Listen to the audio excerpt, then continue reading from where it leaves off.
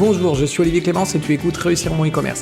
Réussir mon e-commerce, c'est un podcast qui a pour mission d'aider les nouveaux e-commerçants et ceux qui sont déjà lancés à créer une entreprise rentable et bienveillante. Parce que je suis convaincu que ce sont les entreprises, quelle que soit leur taille, qui ont le pouvoir d'améliorer le monde dans lequel nous vivons. Dans ce podcast, je te partage des conseils, des astuces, des idées et des retours d'expérience pour t'aider à développer ton entreprise de manière respectueuse et élégante. Allez, c'est parti pour un nouvel épisode. Salut, j'espère que tu vas bien. Aujourd'hui, je te fais un podcast qui finalement est une réponse à un membre de mon programme. En fait, c'est Pascal qui m'a posé une question dans ma formation sur le référencement naturel. Et je lui ai fait une réponse et en fait, je me suis dit que c'était une bonne idée de te partager aussi cette réponse sur le podcast parce que je sais que c'est une question que tout le monde se pose. Et la réponse elle n'est pas toujours évidente, donc je voulais finalement te donner des pistes par rapport à cette question. La question de Pascal, en fait, je vais te la lire en fait. Pascal me dit, on dit que le SEO évolue lentement. Du coup, si je fais une modif à une date J, à J plus combien je peux commencer à avoir un impact. En gros, combien de temps ça va prendre avant que Google prenne en compte les modifications que j'ai fait sur ma page. Et en fait, y a pas vraiment de réponse à cette question parce qu'il y a plein de raisons qui expliquent pourquoi Google va venir plus ou moins tôt voir tes modifications, les prendre en compte plus ou moins tôt. La première chose, c'est que Google, il prend en compte la popularité de ton site. Plus ton site est populaire, plus Google va aller le voir régulièrement. Et évidemment, pour qu'il constate que tu as fait une modification, il faut qu'il vienne voir ton site.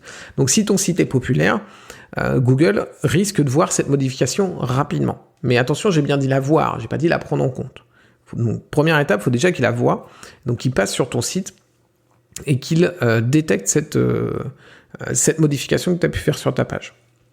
Donc si tu es très populaire, Google peut venir plusieurs fois par jour sur ton site. Si par contre ton site est peu populaire, Google va venir une fois par semaine, peut-être même une fois par mois sur ton site. Donc déjà, il y a ce premier critère qui va devoir être pris en compte pour savoir en combien de temps la modif que tu as fait sur ton site, elle sera prise en compte par Google. Ensuite, Google, il va aussi faire varier la fréquence de visite sur ton site en fonction du nombre de mises à jour qu'il voit. En gros, si tu es populaire, il va venir régulièrement sur ton site. Par contre, sur une page de ton site qui n'a pas souvent de mise à jour, Google va voir qu'en fait, à chaque fois qu'il y va, il y allait le lundi, il y allait le mardi, il y allait le mercredi, il a vu qu'il n'y avait pas une mise à jour. Donc il va se dire, ça sert à rien que je vienne tous les jours, je vais venir tous les 2 jours. Puis après, avoir vu qu'il est venu tous les 2 jours, il va venir toutes les semaines ou peut-être tous les mois sur cette page-là parce qu'il se rend compte qu'elle n'est pas souvent mise à jour. Donc, si tu fais une mise à jour sur une page qui habituellement n'est pas souvent mise à jour, il y a des chances que Google ne le voit pas tout de suite parce qu'il a pris l'habitude de ne pas venir très régulièrement sur cette page parce que cette page en question n'est pas souvent mise à jour. Donc, même si tu as un site qui est populaire, si tu fais une mise à jour sur une page qui n'est pas souvent mise à jour, eh bien Google ne va pas venir très souvent sur cette page-là. Et ensuite, quand on dit au bout de combien de temps Google va prendre en compte mes changements et au bout de combien de temps je vais les voir en fait, parce que Google, le moment où il prend en compte les changements, finalement, il nous intéresse pas. Nous, ce qu'on veut, c'est le moment où j'ai fait un changement et derrière, j'ai une amélioration de mes positions dans les résultats de recherche. Et là encore, le problème, c'est que l'amélioration de ton positionnement dans le moteur de recherche, même pour une seule page, il dépend de plein de critères et pas seulement de la modification que toi tu as pu faire. Il va dépendre de ce que tu as pu faire d'autre sur ton site qui peut impacter le positionnement de cette page en elle-même. Il dépend de ce qui s'est passé chez les concurrents. Il dépend aussi la période. Alors, je vais pas rentrer trop dans le détail, sinon on va faire un podcast qui est trop long, mais si par exemple en ce moment c'est la Coupe du Monde et que ta page parle de la Coupe du Monde, elle peut monter dans les résultats. Par contre, elle peut redescendre aussi dans les résultats quand c'est plus la période de la Coupe du Monde. Donc, il y a plein de facteurs extérieurs extérieurs à la page pour laquelle tu veux essayer de voir si tes modifications elles ont un impact. Il y a plein de critères extérieurs qui vont faire varier le positionnement de ta page. Donc au final, il n'y a pas de bonne réponse à la question au bout de combien de temps Google prend en compte les modifications de ma page. Il n'y a pas de bonne réponse. Il y a plein de choses qui vont faire varier ce temps de réaction de la part de Google. Et on peut de toute façon pas le mesurer de façon précise. Et j'ai envie de te dire que faire une modification et attendre et essayer de constater la différence de positionnement, est-ce que ça monte ou est-ce que ça descend, c'est très très compliqué et c'est pas la solution pour réussir en référencement naturel. Ça, c'est de l'analyse pure et simple, et c'est ce que vont faire des SEO très pointus qui veulent analyser un critère en particulier, et au final, ils n'ont pas forcément une réponse ultra précise, ils ont juste un constat. Il faudra le faire à très grande échelle, et c'est assez difficile souvent de reproduire exactement les mêmes résultats sur un critère. Donc en fait, le truc, c'est que ce qu'il faut admettre avec le référencement naturel, c'est que malgré bien que ce soit des algorithmes qui soient derrière, etc., au final, il n'y a pas vraiment de science. C'est pas vraiment une science exacte. Et ce qu'il faut faire, c'est faire les bonnes actions.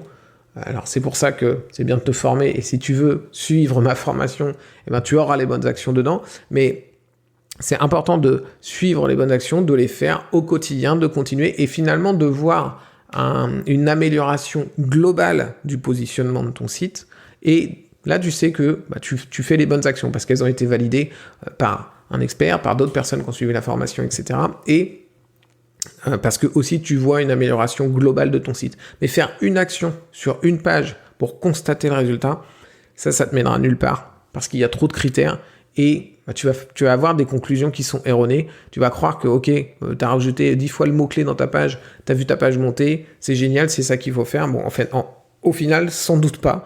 C'est peut-être même négatif, mais tu as eu d'autres critères qui ont fait monter ta page et toi, tu n'as pas la bonne conclusion derrière. Et ce qui risque de se passer aussi, c'est que si tu fais ces tests-là, c'est-à-dire que tu fais une modification, tu attends de voir une vérification et tu constates peut-être une amélioration, quand tu vas le faire sur une autre page et que là, tu vas voir qu'elle baisse, tu vas te décourager. Tu vas te décourager parce que tu comprends pas pourquoi ça fonctionne ou pas. Tu comprends pas pourquoi ça a fonctionné dans un cas, ça fonctionne pas dans l'autre. Et encore une fois, les résultats ne seront pas les mêmes tout simplement parce qu'il y a trop de critères extérieurs. Donc, moi, je te conseille vraiment, si tu fais du référencement naturel, de ne pas essayer de comprendre, de voir absolument l'effet de cause, le résultat de cause à effet. En référencement naturel, c'est beaucoup trop compliqué et c'est pas ton job en tant qu'e-commerçant. C'est le job des experts en SEO qui veulent aller sortir des datas ultra précises. Et encore une fois, ils n'auront que des constatations et absolument pas une preuve irréfutable. Donc c'est pas ton job. Ton job, c'est de faire les bonnes actions, de suivre une bonne méthode et de voir que le classement général de ton site s'améliore. Et donc, tu as juste à continuer à le faire régulièrement. Voilà, j'espère que ce podcast t'aidera un petit peu pour ton référencement naturel. Si ça t'intéresse de te former au SEO, je te mets le lien vers ma formation dans la description de ce podcast et tu pourras voir un petit peu tout ce que contient cette formation et aussi les témoignages des personnes qui l'ont appliqué. Et moi, je te dis à très vite pour un prochain épisode. Allez, ciao!